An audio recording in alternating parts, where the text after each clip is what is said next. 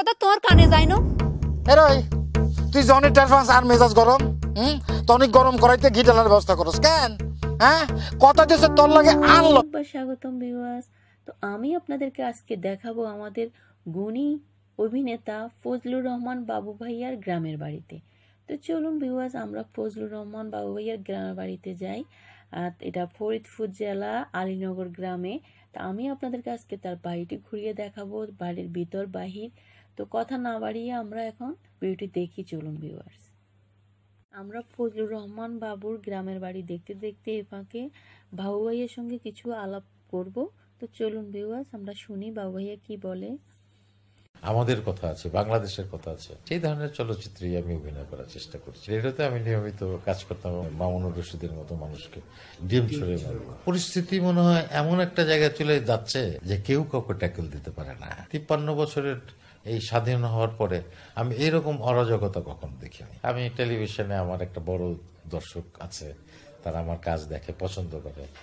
এবং আমি যখন থেকে সিনেমা করা শুরু করলাম তখন থেকে আমার সিনেমা এবং আপনারা নিশ্চয়ই দেখবেন যে আমি কিন্তু খুব গতানুগতিক যে সিনেমা আগে আমরা দেখতাম, ফরম্যাটের যে ছবি আমরা বলি, সেই ফরম্যাটের ছবিতে কিন্তু আমি খুব একটা অভিনয় করি নাই।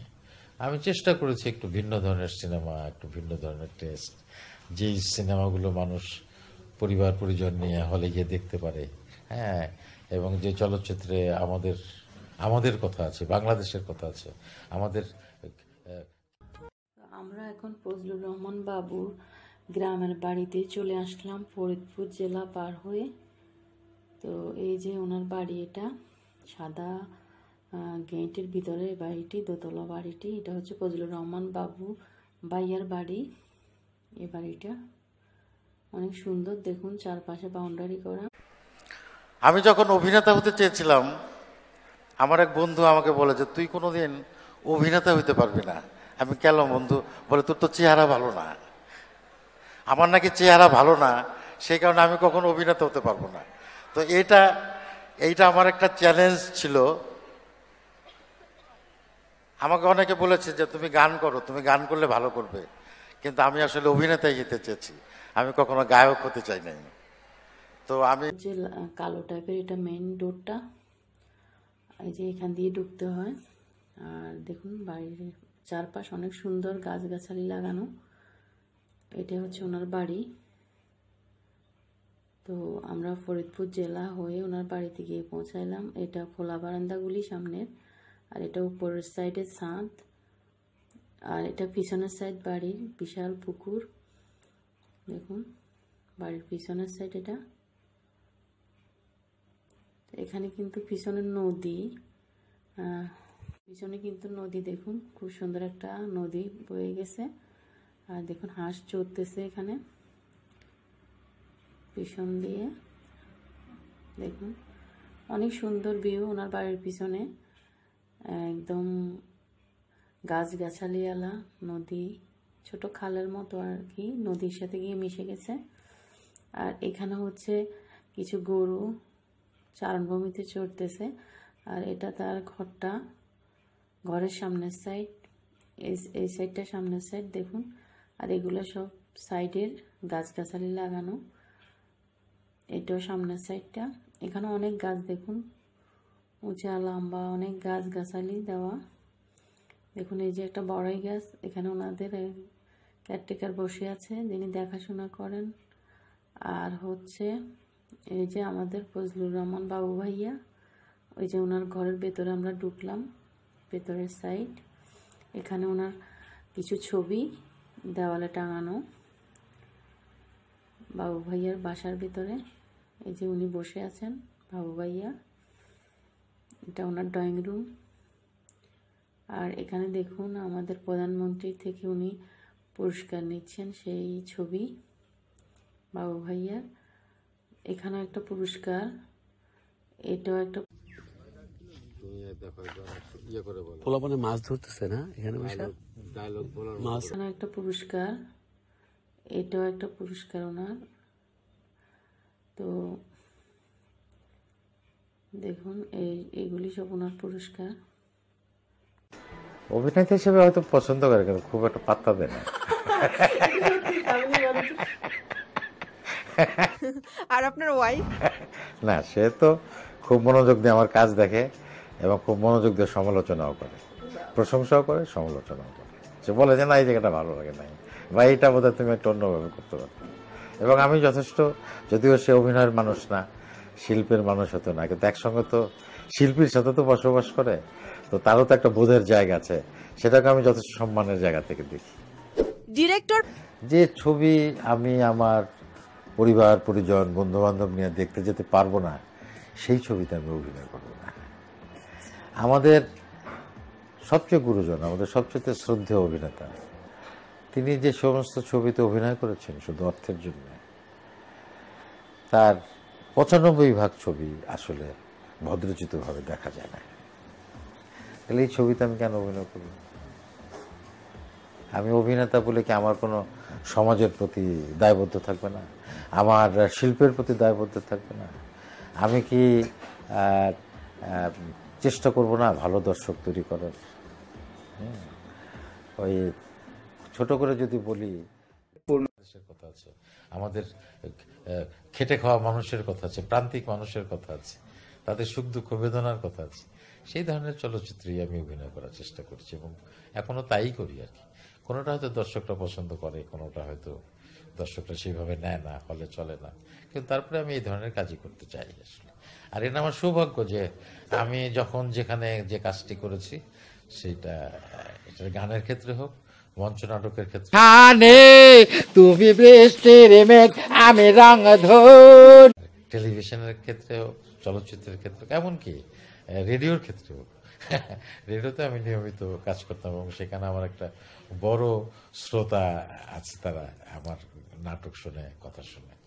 তো সেদিক থেকে আমি বলবো যে আমি অনেক সৌভাগ্যবান। শুরুটা হয়েছে দেশ নাটকের একটি নাটক, নিত্যপুরাণ।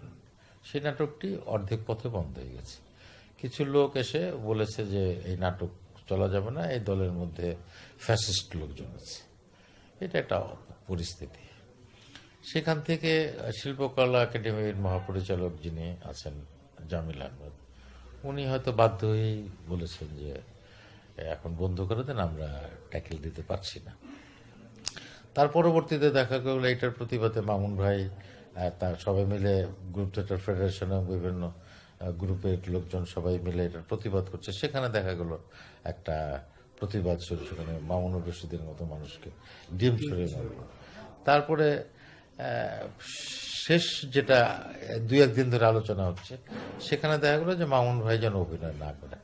তো এইটা একটা আশঙ্কার জায়গা থেকেই উনি বলেছেন, উনি হয়তো এটা ট্যাকেল দিতে পারবেন না। ফজলুর রহমান বাবু ১৯৬০ সালে ২২শে আগস্ট ফরিদপুর জেলায় জন্মগ্রহণ করেন। ফজলুর রহমান বাবু ফরিদপুরে বাবার কর্মস্থল হওয়ার কারণে তার শৈশবের বেশিরভাগ সময় কেটেছে ওখানেই। ১৯৭৮ সালে ফরিদপুর টাউন থিয়েটারের সঙ্গে অভিনয় সখ্যতা গড়ে ওঠে ফজলুর রহমান বাবুর। পরবর্তী সময়ে বৈশাখী নাট্য গোষ্ঠীতে যোগদানের মাধ্যমে তিনি মঞ্চে অভিনয় জীবন শুরু করেন। ওই একই বছর বাবু প্রথমবারের মতো ন্যাশনাল ড্রামা ফেস্টিভ্যালে অভিনয় করেন। এরপর ১৯৮৩ খ্রিস্টাব্দে তিনি তুমি যেখানে আমি সেখানে, তুমি ১৯৮৩ খ্রিস্টাব্দে তিনি অগ্রণী ব্যাংকে বদলি হয়ে ঢাকায় আসেন। ফজলুর রহমান বাবুর কর্মজীবন। তিনি ১৯৭৮ সালে ফরিদপুরের বৈশাখী নাট্য গোষ্ঠীতে যোগদানের মাধ্যমে তার অভিনয় জীবন শুরু করেন। একই বছর বাবু প্রথমবারের মতো জাতীয় নাট্য উৎসবে অভিনয় পরিবেশন করেন।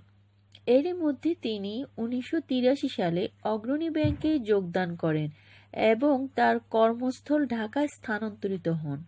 ফজলুর রহমান বাবু অভিনীত উল্লেখযোগ্য নাটকগুলো হচ্ছে এক্সট্রা, মেহমান, হাউস রং ৯৬, নিকিতিশ, পাঞ্জাবিওয়ালা, ৫১, দৈনিক, তোলপাড়, রঙের মানুষ, ঘরকুটুম, ব্যস্ত ডাক্তার, ঘটক, পাখি ভাই, হাড়কুড়া প্রভৃতি। ফজলুর রহমান বাবু অভিনীত উল্লেখযোগ্য চলচ্চিত্রের মধ্যে রয়েছে দারুচিনির দ্বীপ, মনপুরা, বিহঙ্গ, স্বপ্নডানায়, বৃত্তের বাহিরে, শঙ্খনাথ, মেড ইন বাংলাদেশ, অজ্ঞাতনামা, ঢাকা ডিম ইত্যাদি উল্লেখযোগ্য। এছাড়াও তিনি চলচ্চিত্রে পুরস্কার লাভ করেন অনেকবার। তিনি একাধিকবার মেরিল প্রথম আলো পুরস্কার, ডায়মন্ড আর টিভি স্টার পুরস্কার, পদ্ম পুরস্কার এবং বাসাস পুরস্কার পেয়েছেন। ফজলুর রহমান বাবু নাটক, চলচ্চিত্র এবং বিজ্ঞাপন চিত্র সব মাধ্যমেই সফল। তিনি মনপুরা সিনেমার একটি গানে কণ্ঠ দিয়েছিলেন। এছাড়াও বেশ কয়েকটি একক অ্যালবাম প্রকাশ করেন। ফজলুর রহমান বাবু 2025 সালে একটি গান নিয়ে আমাদেরকে জানালেন, এটি অনেকটা আধ্যাত্মিক ধরনের গান, কথাগুলো চমৎকার, শুনলে ভালো লাগবে। নতুন আর কোনো গান আমি আসলে একেবারে ফরম্যাটের যে ছবি, খুবই মানে কি বলা যায়, খুবই গতানুগতিক যে ছবি। না জানতে চাইলে এই অভিনেতা বলেন আসলে আমি পরিকল্পনা করে গান গাই না, কারণ গান আমার পেশা নয়, ভালো লাগে তাই কণ্ঠে ধারণ করি, তাই আগাম কোনো খবর দিতে পারি না, তবে গানের সঙ্গে থাকবো এটা বলতে পারি। এদিকে বর্তমান অভিনয় নিয়ে ব্যস্ত সময় কাটাচ্ছেন এই অভিনেতা, কাজ করছেন নাটক ও সিনেমা দুই মাধ্যমে। ফজলুর রহমান বাবুর কিছু সিনেমা: অজ্ঞাতনামা, 71-এর নিশান, মেয়েটি এখন কোথায় যাবে, হালদা, গহীন বালুচর, স্বপ্নজাল, পোড়া মন, নুরু মিয়া তার বিউটি, ড্রাইভার, পঙ্গু ভিক্ষুক। 2000 সালে বিহঙ্গ, 2001 সালে চতুর্থ মাত্রা, 2004 সালে শঙ্খনাথ, 2006 সালে না বলো না, আহা, দারুচিনির দ্বীপ, 2007 মেড ইন বাংলাদেশ, স্বপ্নডাঙায়। আপনাদের কাছে ফজলুর রহমান বাবু ভাইয়ার বাড়িটি কেমন লাগলো, আর ওনার কোন কোন জিনিসটি ভালো লেগেছে আপনাদের কাছে, কে কে বাবু ভাইয়ার নাটক পছন্দ করেন কমেন্ট করে জানাবেন কিন্তু ভিউয়ার্স। আর আমার ভিডিওটি যদি ভালো লেগে থাকে প্লিজ আমার চ্যানেলটি সাবস্ক্রাইব করে দেবেন, পাশে থাকা ঘন্টা বাজিয়ে দেবেন, যেন আমার নতুন ভিডিও দেওয়া মাত্রই আপনারা পেয়ে যান। আর যারা আমার পুরাতন ভিউয়ার্স অলরেডি আমার চ্যানেলটি সাবস্ক্রাইব করেছেন তাদেরকে অসংখ্য অসংখ্য ধন্যবাদ ভিউয়ার্স। তো আপনাদের মাঝে ফিরে আসবো বিনোদনের সব নিত্য নতুন ভিডিও নিয়ে নীলপরি বিনোদন থেকে। সে পর্যন্ত আপনাদের সবার ভালো থাকা, সুস্থ থাকা কামনা করে আজকের মতো এখানেই বিদায় নিলাম। আল্লাহ হাফেজ ভিউয়ার্স। আমাদের ভিডিওটি ভালো লাগলে লাইক, কমেন্ট করে আপনার মতামত দিন। সাথে থাকার জন্য সাবস্ক্রাইব করুন এবং বেল বাটনটিতে ক্লিক করুন।